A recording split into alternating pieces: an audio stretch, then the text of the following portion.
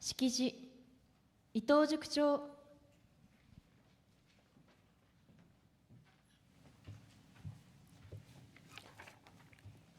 Congratulations to everyone here today who has earned doctoral, master's, or bachelor's degree. Every day you devoted yourself to your studies and research, and you have at last arrived at this monumental day of your life. I also want to acknowledge and celebrate the family and friends who have supported you along your journeys. I hope your experience at Keio will mark the beginning of lifelong success. You have studied with the best faculty members Keio has to offer. You have made lifelong friends and colleagues at Keio. You will fully realize the standard of excellence here at Keio once you have left the university, especially when you are surrounded by the best and brightest in the world of business and research. Just as stated in the mission of Keio University, every single one of you will contribute as a leader who will serve society for the betterment of the world.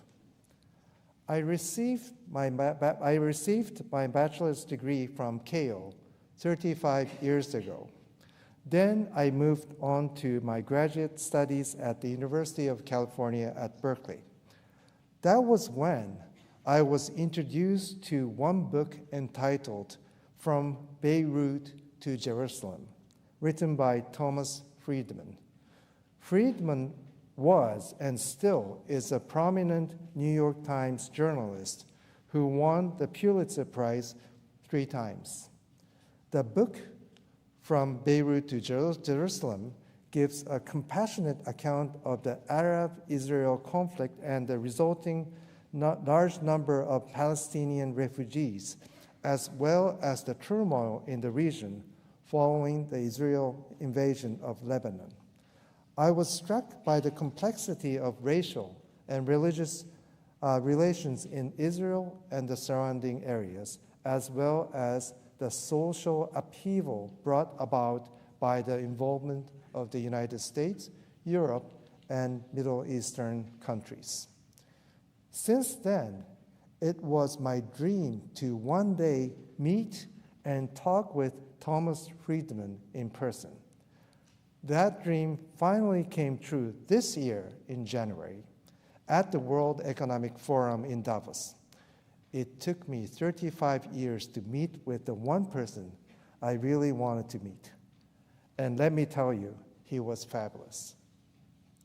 Thomas Friedman shared with me his happiest and most disappointing events that he had experienced in the past 50 years of his journalist activities.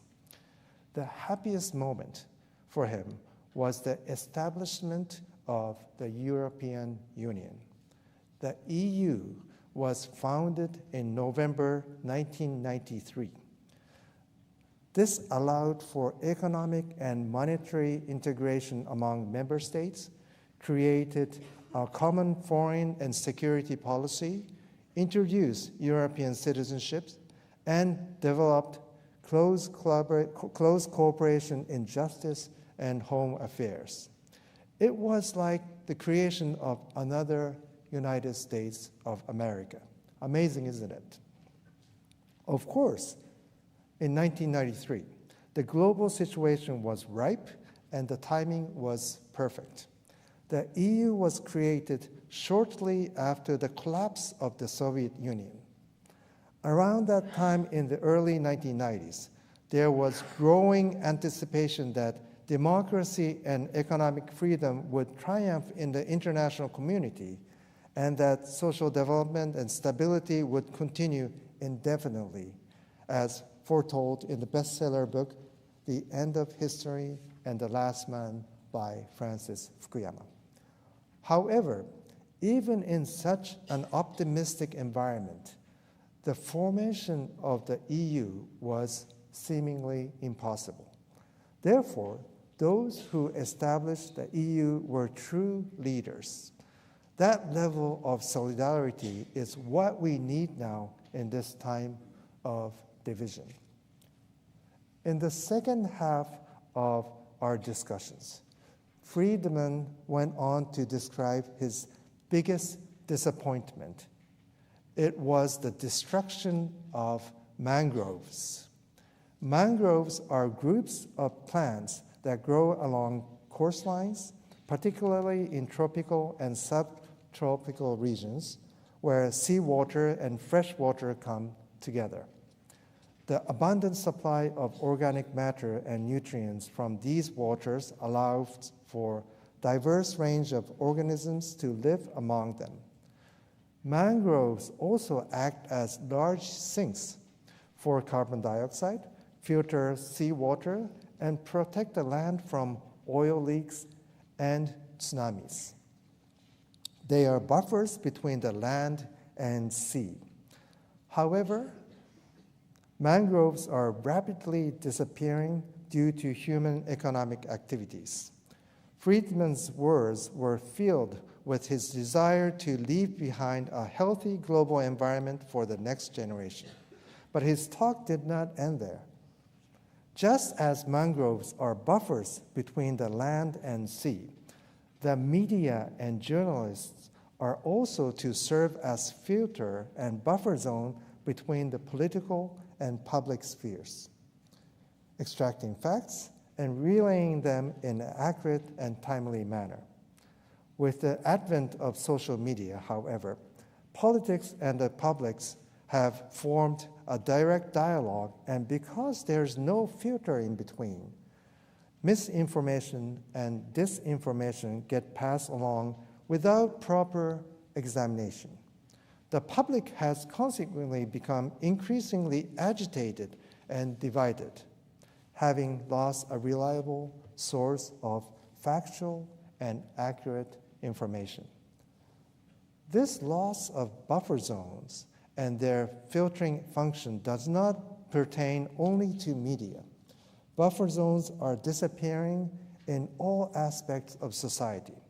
In academia, as different fields become more specialized and segmented, collaboration between them tends to decrease.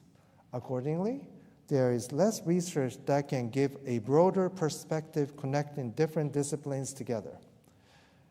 It is the elite of industry to get to decide rules and regulations in the name of global standards. As their influence grows, the gap between the weak and the strong, haves and have-nots, only continues to widen. Around the world, wars and military conflicts are breaking out one after another because of the disappearance of the mediators and intermediary states that would have prevented hostilities through diplomacy. So, your roles as mangroves in society are more important than ever, both for conservation of the environment and for the healthy development of the society. I trust all of you graduating from Keio today will take up these challenges and become mangroves to save the earth and society. Congratulations again on your Keio degrees. You have earned it. Thank you.